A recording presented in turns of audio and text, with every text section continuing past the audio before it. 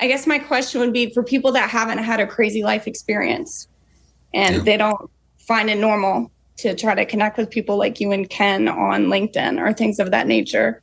How do we encourage other people to understand that taking agency and connecting with powerful people in the world is Yeah. it's just something that they should do and something that it's not just like a joke that they have Wow. that. For me, Laura, I'm going to thank you for asking that question. I feel like there's different approaches. For me, I think about how hard it is to change myself, much less change another person. Right. And so while I would like, the people around me to make changes for the better, some people aren't going to do it unless they, find a reason to do so and a real purpose. And I would say that for me, I believe the life you live are the lessons you teach. And if you want to, the most important thing is for me is to live in integrity, that I practice what I post, right? I could roll out of bed and have this conversation at 2 a.m. with no preparation because my life I'm just sharing what I've done, right? And kind of documenting it in podcasts, books, courses, and so on. But I think the life we live are the lessons we teach. I could stay humble about this because I feel like I can learn from anybody. And so I have a deep belief that's reinforced with lots of evidence that I can learn from everybody something. At the very least, everyone can be an example because they have a different life experience and they're better at certain things than I am. Or they could be a warning. And I can learn from them being a warning also in different areas as well. But I think one of the best ways to make change with the people around us is to inspire them by being an example of being a product of, all the courses and the books. Don't just read it. A lot of people, they buy books and they sit on people's shelves and become shelf help, not real self-help. And somebody who reads a book and doesn't apply it, their life is no better off empirically than somebody who's illiterate, who couldn't even read the book to begin with. So I feel like to the degree we could let our results speak for ourselves, and then they're watching. But it's hard to be a prophet in your own hometown, right? With the people closest to you. And I face this also. I mean, our community is in the millions. And yet, having certain family members, getting them to eat their blueberries or something else, it's like pulling teeth.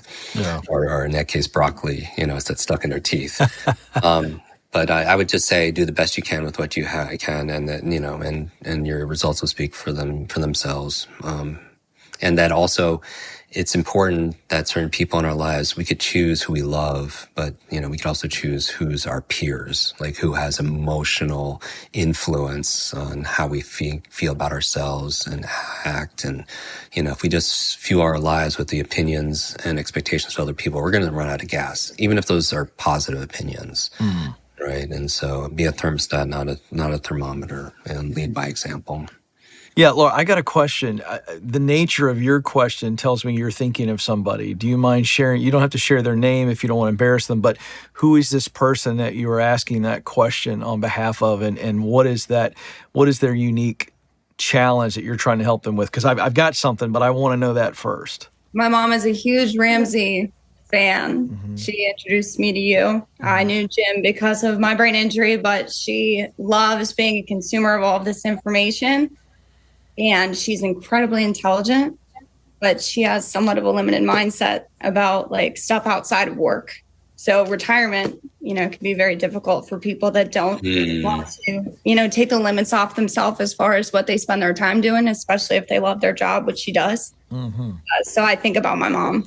So she's got a limiting belief, and to the point that you're saying she won't even jump on something like this, or she won't reach out. Is that what I heard in the question? I don't see her thinking that. Yeah, I felt that there was something like that, and so here's what I would say to that, because I the very first book I wrote was about the power of one question, right? And my story, and I came from nothing, no training, and started interviewing some of the biggest names in the world. But before I ever got that opportunity, I would find myself around people that I respected, and I would visualize if I got the opportunity to meet him real quick, instead of saying, and I'd go to these leadership conferences, and I'd be in the room with, people that I didn't belong in the room with. And I would think, I don't want to walk up to him and say, hey, Jim, I love your book, Limitless. It changed my life. Because Jim's heard that a lot. And not to minimize that, it still matters to Jim. But if I meet a Jim in a green room or whatever, and I'm going to bring this back to your mom, I'm going to have one question ready for Jim. And so I'll say, hi, Jim, and then I'm going to ask him a question.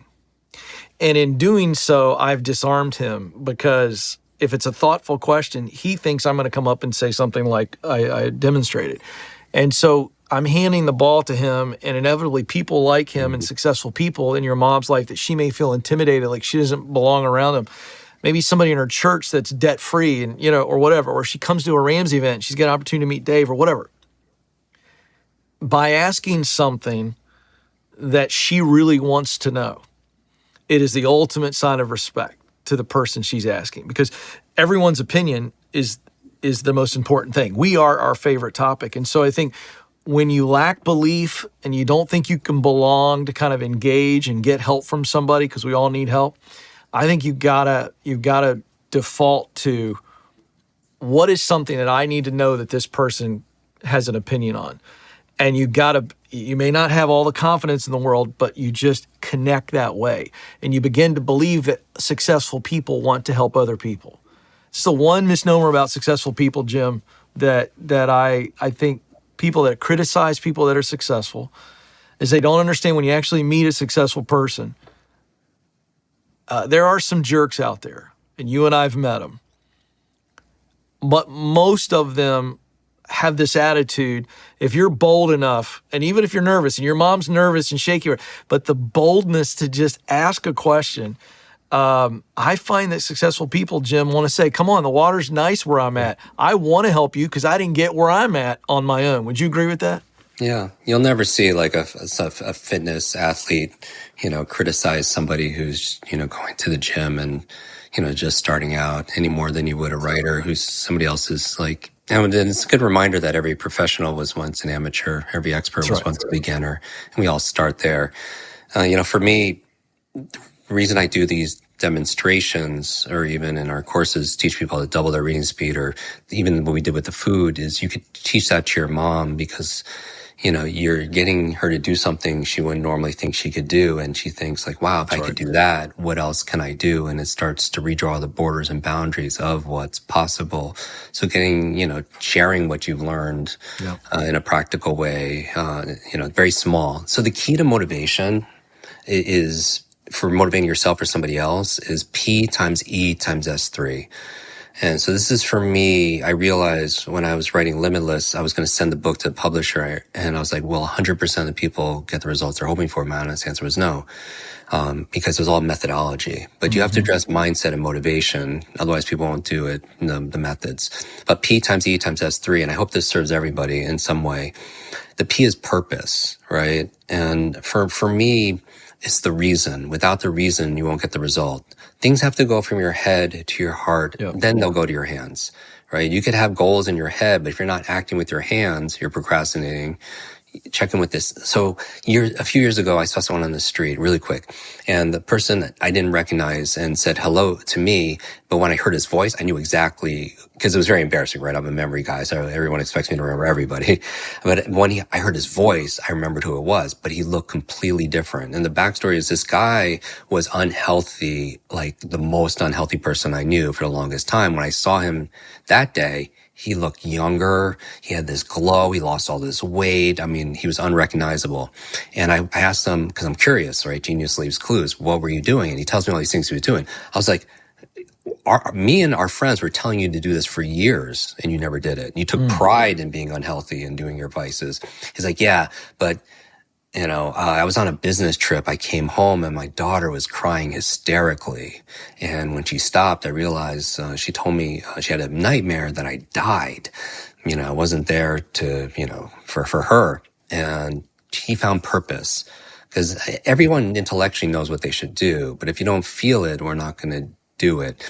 And so I feel like purpose is very important. But the E in P times E times S3, to motivate yourself to do something, is energy. And I want to remind you that when we're exhausted, we're not very courageous. Yeah. and we don't act, we don't have the fuel. So that's why we talk about, the best foods and optimizing your sleep and the supplements help you really charge your energy.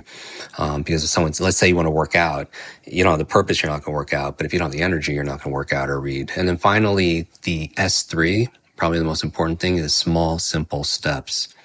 Sometimes we are not motivated ourselves or motivating your mom because she doesn't feel purpose, or she doesn't have the energy if she's exhausted to do something new, or maybe that thing is too daunting, too big, and a confused mind doesn't do anything.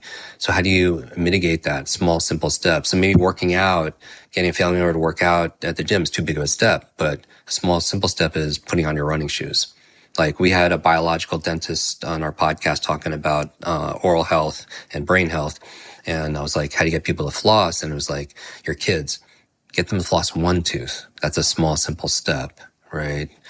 Then they're more likely to follow through. No one's going to stop at one tooth. Just like leaders or readers. If people see me on social media with Oprah or Elon or whoever, people ask how we connected and bonded. We bonded over books, right? You read to succeed. It's the most important brain exercise you can do is read books.